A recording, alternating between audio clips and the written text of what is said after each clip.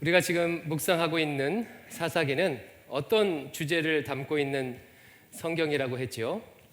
이스라엘 백성들이 하나님을 왕으로 섬기지 않고 자기 소견에 옳은 대로 행하다가 겪는 끔찍한 이야기를 기록한 성경입니다. 그래서 사사기를 읽다 보면 비극적이고 가슴 아픈 이야기들을 많이 만나게 됩니다.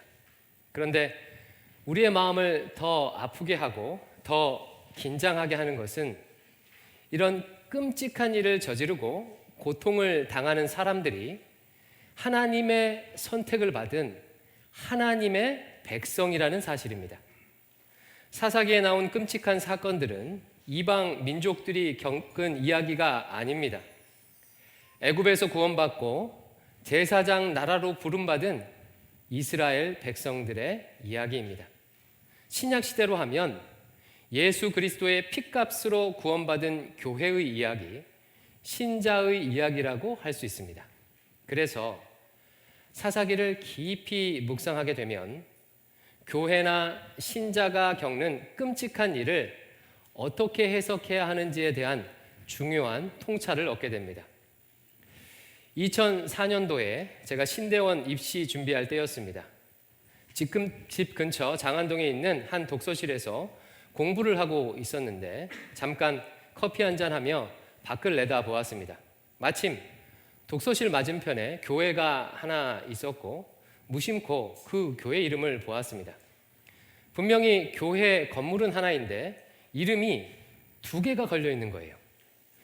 교회 담장 정문에 가로로 붙어 있는 이름과 교회 건물에 세로로 붙어 있는 이름이 달랐습니다. 유심히 봤더니 누구 출입 금지라고 쓰여진 플랜카드도 두어 개 달려 있었습니다. 누가 봐도 이 교회가 지금 싸우고 있구나라는 것을 알 수 있었습니다. 신대원 입시를 준비하며 그 장면을 목격한 저는 마음이 착잡했습니다. 그 교회 말고도 크게 다투는 사례는 매우 많지요. 저는 직접 그런 다툼을 경험하지 못했지만 그런 소식을 듣는 것만으로도 마음이 어렵고 더 나아가서 이런 의문이 들기도 합니다. 예수님의 십자가는 구원의 능력이 있는데 어떻게 그 구원을 받은 사람들끼리 싸울 수가 있을까? 하나님의 말씀은 진리라고 했는데 그 진리의 말씀을 이렇게 매주 듣고 있는 사람들이 그리고 배우는 사람들이 어떻게 이렇게 살벌하게 싸울 수가 있는가? 내가 믿는 것이 진짜 맞나? 여러분, 구원받은 백성들이 자기들끼리 싸우고 분쟁할 수 있습니까?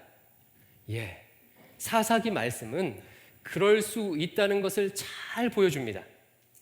입다라는 사사가 통치하던 시절 이런 일이 있었어요. 길라 출신 입다가 암몬과의 전쟁에서 큰 승리를 거둡니다. 그러자 같은 이스라엘 족속 중 하나인 에브라임 지파 사람들이 왜 자신들을 전쟁에 부르지 않았느냐고 항의합니다. 그러면서 길르앗 너희들은 우리 밑에 있는 자들인데 왜 대장 노릇하려고 하느냐라고 하면서 모욕을 줍니다. 이로 인해 길르앗 사람들과 에브라임 사람들이 전쟁을 벌였어요. 같은 이스라엘 족속끼리 죽고 죽이는 사륙을 벌였습니다. 서로에 대한 증오가 얼마나 심했는지 보여주는 에피소드가 하나 있습니다.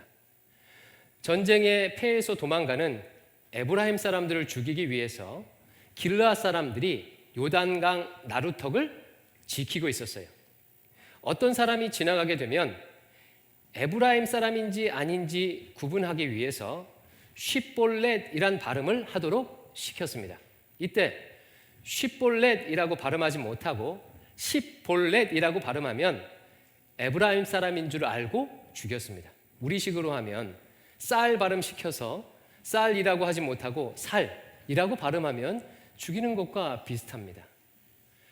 여러분, 이게 말이 됩니까? 얼마나 증오했으면 발음으로 구분해서 같은 이스라엘 족속끼리 학살을 자행할까요? 이 전쟁으로 에브라임 사람들은 무려 4만 2천 명이나 죽었습니다. 에브라임의 성인 남자들 대부분 죽은 거예요. 같은 이스라엘 민족인데 서로 이렇게 끔찍한 일을 저질렀습니다. 왜 이렇게 끔찍하게 싸웠지요? 사사기는 이스라엘 백성들이 하나님을 왕으로 섬기지 않고 자기 소견에 옳은 대로 행했기 때문이라고 말하고 있습니다. 그러므로 혹시 교회 안에서 심각한 싸움이 난 것을 경험했거나 주변에서 그런 일을 본다면 그 일로 너무 크게 시험 들지 마십시오. 하나님과는 멀어지지 마십시오. 사사기에서 보는 바와 같이 이미 하나님은 구원받은 백성일지라도 하나님을 떠나 자기 소견에 옳은 대로 행하면 서로 죽고 죽이며 싸우게 된다고 말씀하셨습니다. 따라서 그런 일을 보면 오히려 하나님의 말씀대로 되는 것임을 확인하시기 바랍니다.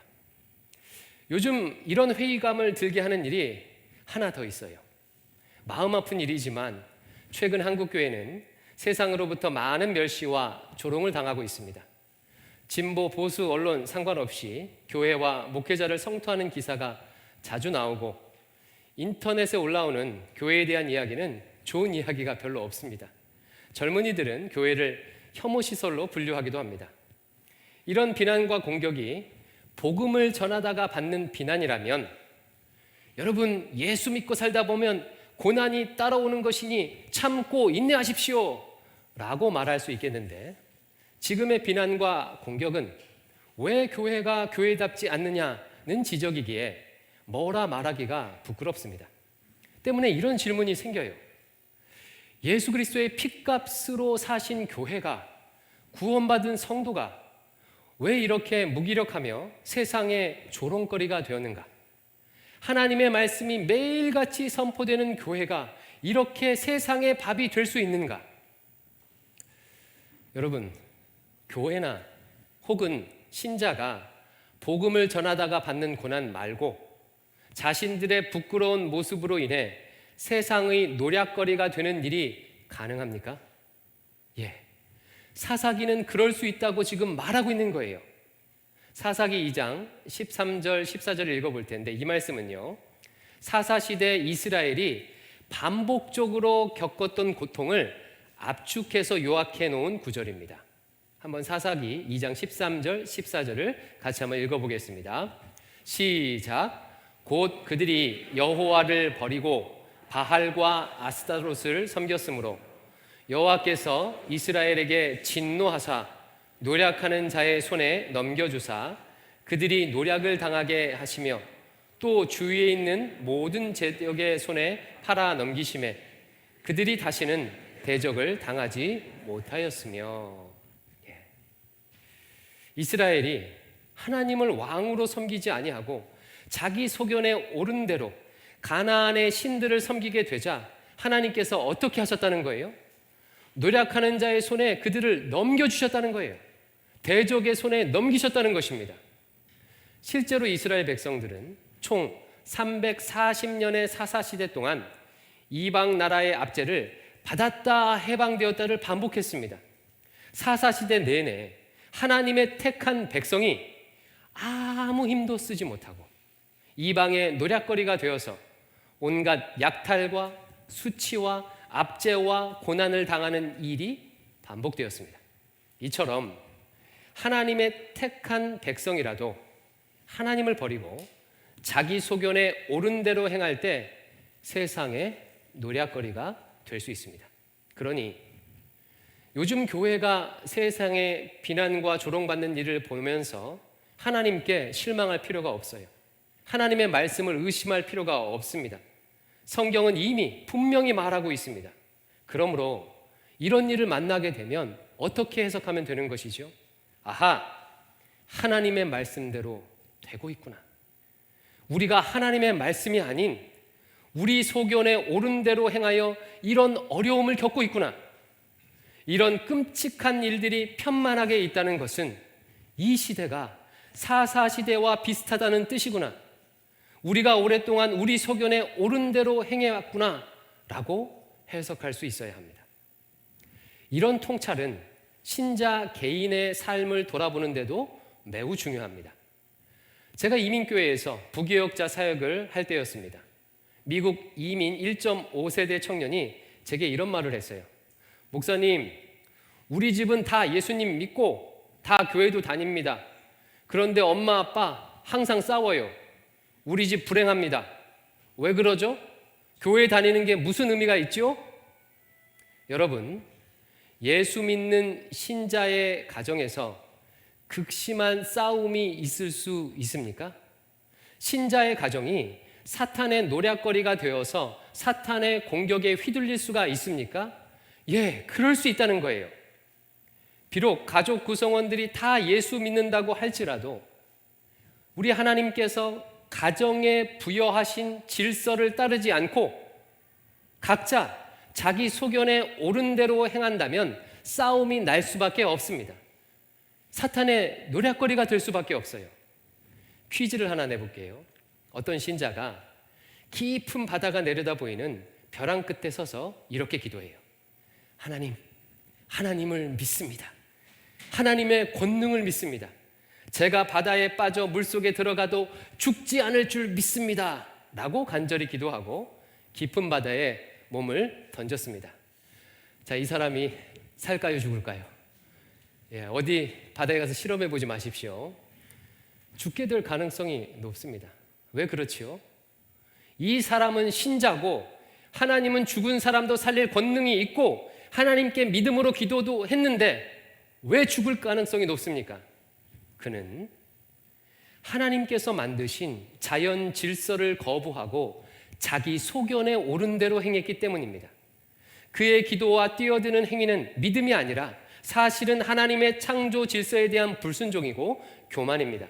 만약에 어떤 신자가 배를 타고 가다가 폭풍을 만나서 바다에 빠졌다면 하나님은 그를 긍휼히 여기시고 구원해 주셨을 거예요.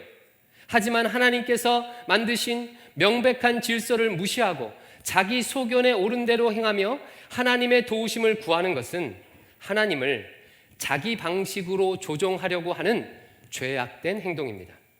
그것은 바른 신앙이 될 수가 없습니다. 어제 묵상한 사사기 17장이 이것을 잘 보여주고 있지요. 사사기 17장에는 미가라는 사람의 집에서 벌어지는 이야기가 나와요. 미가는 하나님을 섬기기 위해서 큰 돈을 들여 신상을 하나 세웁니다. 신상을 하나 만들어요. 그리고 레위 지파 출신 제사장도 스카웃해서 세우고 제사장이 입는 에봇도 이렇게 만들게 돼요. 요즘으로 따지면요, 자기 집을 교회로 만든 것과 비슷하다고 할 수가 있어요. 자기가 직접 봉급 주면서 목사도 고용한 것과 비슷하다고 할 수 있습니다. 굉장한 열심이죠. 그러나 성경은 미가의 이런 행위를 믿음 좋은 행동이라고 하지 않습니다. 자기 소견에 옳은 대로 한 행동이라고 평가하고 있습니다. 그는 여호와 하나님을 섬긴다고 하면서 하나님의 말씀대로 섬기지 않고 자기 마음대로 섬기는 거예요. 아무나 만들 수 없는 에봇을 자기가 만들고 자신이 직접 제사장을 임명하고 심지어 신상까지 만들었습니다. 한마디로 자기 마음대로 해요. 그러면서 하나님께서 복 주실 거라 기대합니다.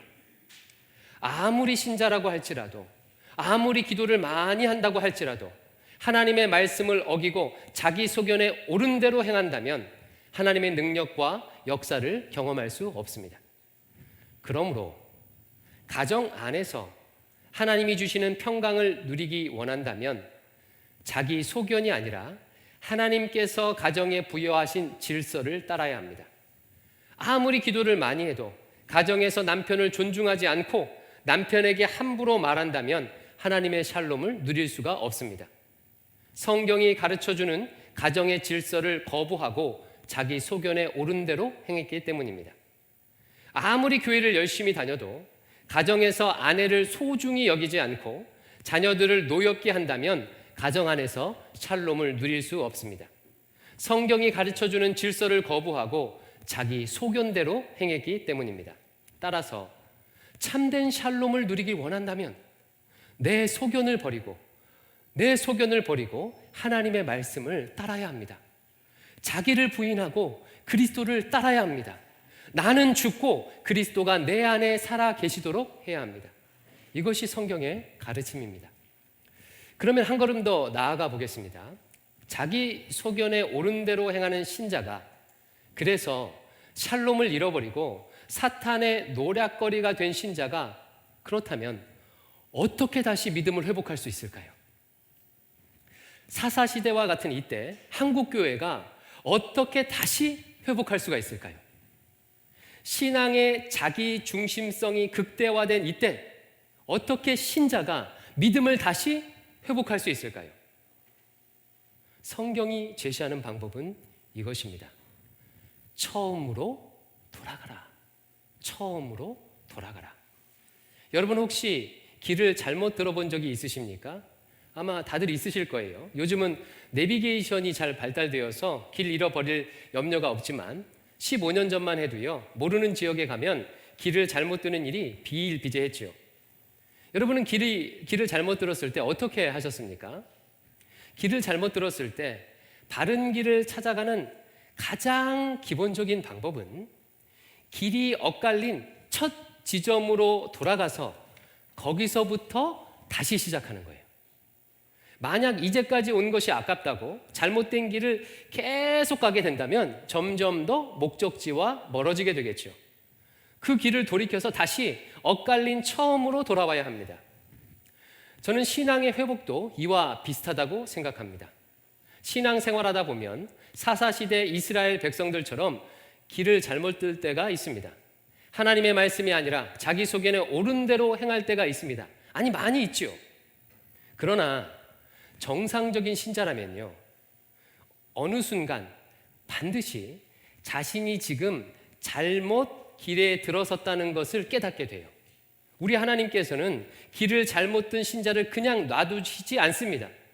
여러 가지 사건과 상황을 통해서 그 길이 틀린 길임을 반드시 알려주셔요. 때로는 주변의 권면을 통해서, 때로는 마음의 감동을 통해서, 때로는 설교 말씀을 통해서, 어떤 때는 사건이나 사고를 통해서 반드시 알려주십니다.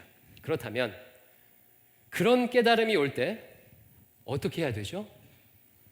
돌이켜야 돼요. 그 깨달음을 무시하고 계속해서 걸어가게 되면 사사기의 이스라엘 백성처럼 되는 거예요. 이스라엘이 길을 잘못 든 초기에는 이방의 압제가 8년 정도 되었습니다.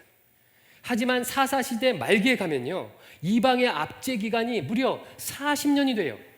또 뒤로 갈수록 자기들끼리 죽고 죽이는 일들이 더 빈번하게 반복해서 일어납니다.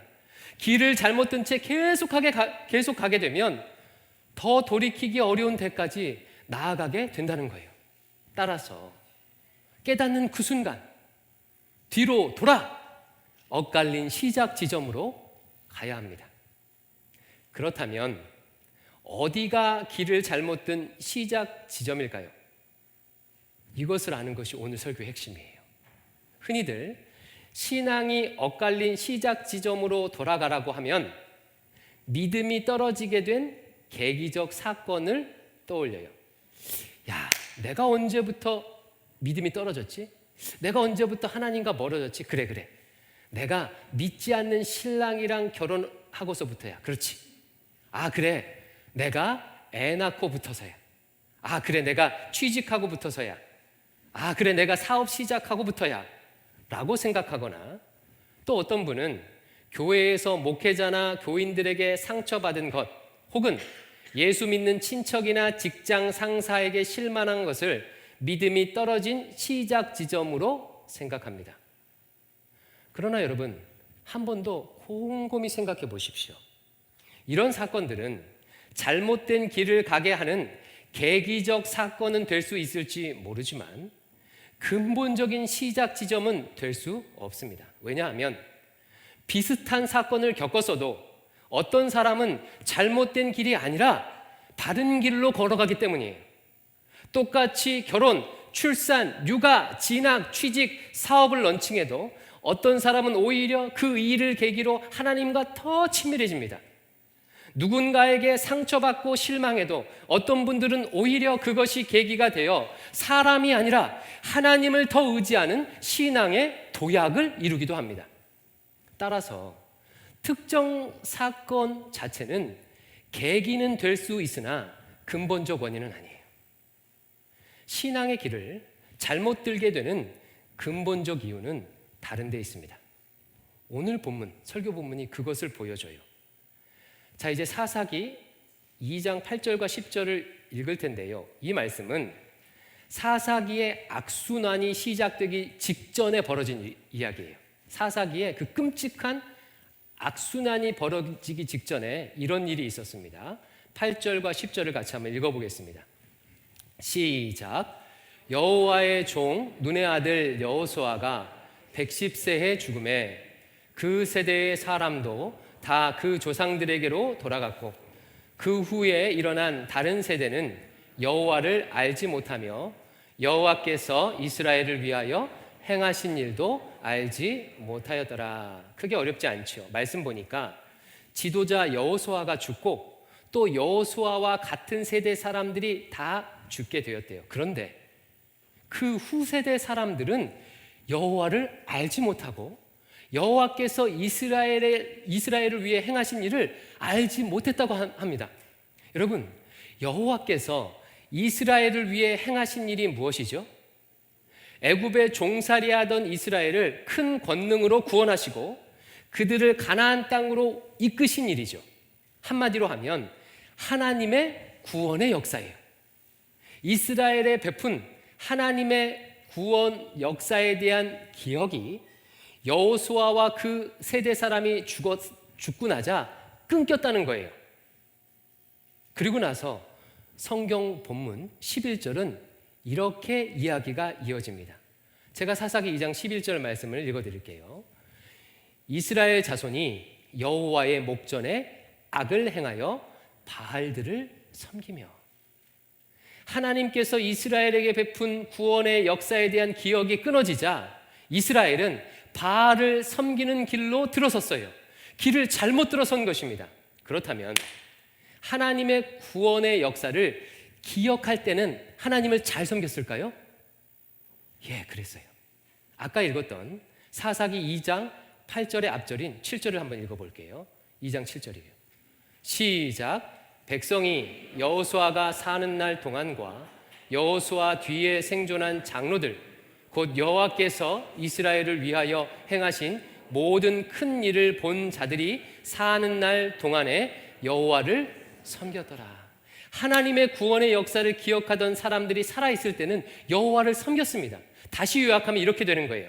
하나님의 구원 역사를 아는 자들이 살아있을 때는 하나님을 섬기고 하나님의 구원 역사를 아는 자들이 다 죽게 되자 우상 숭배하며 길을 잘못 들어섰다는 것입니다.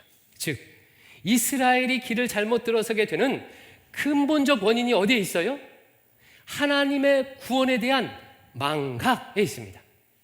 거기서부터 길을 잘못 들어선 거예요. 애굽의 노예로 있던 미천한 이스라엘을 택하시고 대제국 애굽으로부터 구원하시고 적과 꿀이 흐르는 가나안 땅으로 인도하시는 하나님의 놀라운 구원의 은혜를 망각하자 이스라엘은 잘못된 길로 들어섰습니다. 우리도 마찬가지예요. 구원받은 신자가 하나님을 떠나 자기 소견에 옳은 대로 행하게 되는 것은 구원의 은혜를 망각하는 데서 시작해요. 먼지와 같고 벌레와 같은 나를 위해, 아무것도 아닌 나를 위해 하늘 보좌를 버리고 인간의 몸을 입고 오신 예수 그리스도의 성육신의 은혜를 망각할 때, 나를 구원하기 위해 저주의 십자가, 고난의 십자가를 지신 예수 그리스도의 십자가의 사랑을 망각할 때, 죄인된 나를 위해 자기 아들을 아끼지 아니하시고 내어주신 하나님 아버지의 놀라운 사랑을 망각할 때 우리는 길을 잘못 들어서게 됩니다. 나를 구원하신 십자가의 은혜와 사랑이 잊혀지게 되니까 결혼, 출산, 입시, 취직, 사업, 이사, 코로나19, 온라인 예배, 누군가의 상처 주는 말이 계기가 되어서 길을 잘못 들어서게 됩니다. 반면에 그리스도의 십자가의 은혜가 내 가슴에 살아있다면, 그리스도의 십자가의 보혈의 은혜가, 구속의 은혜가 살아있다면 신자는 어딜 가든 어떤 상황에 있든 누굴 만나든 여호와 하나님만을 섬기며 하나님의 뜻을 이룰 수가 있습니다. 그러므로 길을 잘못 들어선 자가 길을 찾기 위해 다시 돌아가야 하는 처음은 그리스도의 십자가입니다. 나를 구원하기 위해 자신의 모든 것을 내어주신 예수 그리스도의 십자가 앞에 다시 서야 합니다. 구원의 기쁨과 감격, 구원의 은혜를 회복해야 합니다. 위대한 왕 다윗은 우리아의 아내 밧세바를 범하고 우리아를 계획살인하는 끔찍한 죄를 범했습니다. 길을 잘못 들어서도 한참 잘못 들어섰죠. 하나님을 업신여기고 자기 소견에 옳은 대로 행했습니다. 그런 그가 나단 선지자의 지적을 받고 다시 믿음을 회복하기 위해 간구한 기도의 내용이 바로 이것이에요. 시편 51편 12절. 주의 구원의 즐거움을 내게 회복시켜 주시옵소서. 구원의 기쁨을 내게 회복시켜 주시옵소서. 사랑하는 성도 여러분, 사사시대처럼 길을 잃은 한국교회가 어떻게 다시 길을 찾을 수 있을까요? 처음으로 돌아가야 합니다. 우리를 구원하신 예수님의 십자가의 은혜로 돌아가야 합니다. 그래야 살 수 있습니다. 코로나19로 온갖 삶의 이유들로 길을 잘못 들어선 신자가 어떻게 다시 회복할 수 있습니까? 처음으로 돌아가야 합니다. 벌레 같은 나를 위해 자신의 모든 것을 내어주신 예수 그리스도의 십자가의 은혜로 돌아가야 합니다. 구원의 기쁨과 감격을 회복해야 합니다. 그래야 살 수 있습니다. 성탄을 기념하는 이 시즌에 이 은혜를 회복하는 대광교회 성도들 되시기를 주님의 이름으로 축원드립니다. 이 시간 이 말씀을 생각하면서 우리 찬양으로 고백하겠습니다. 십자가의 그 사랑이라는 찬양을 같이 함께 부르겠습니다.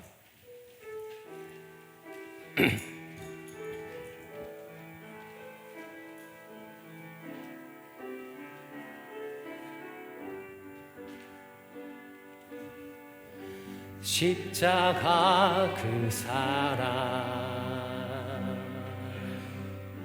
멀리 떠나서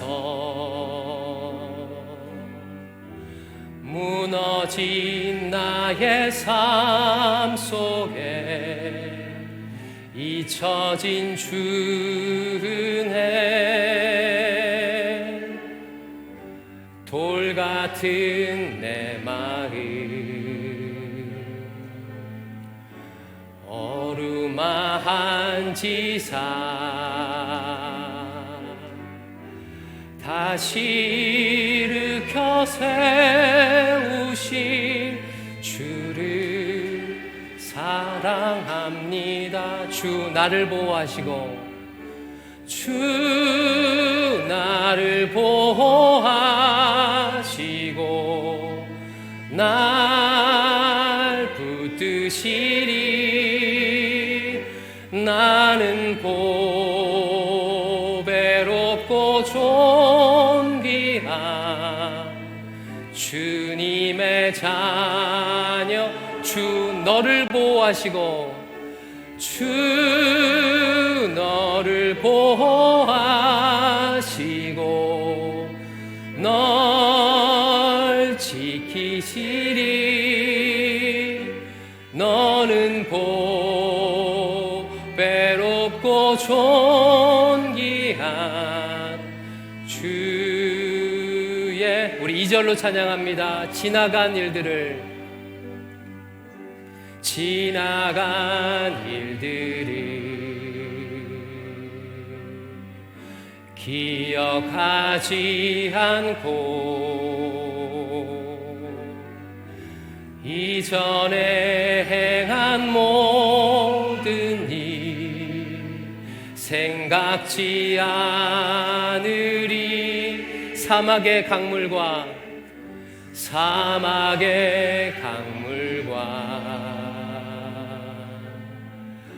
길을 내시는 주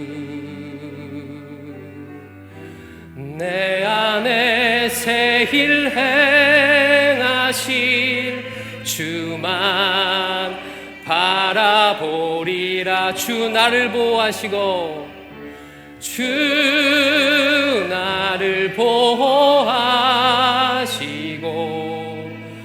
날 붙드시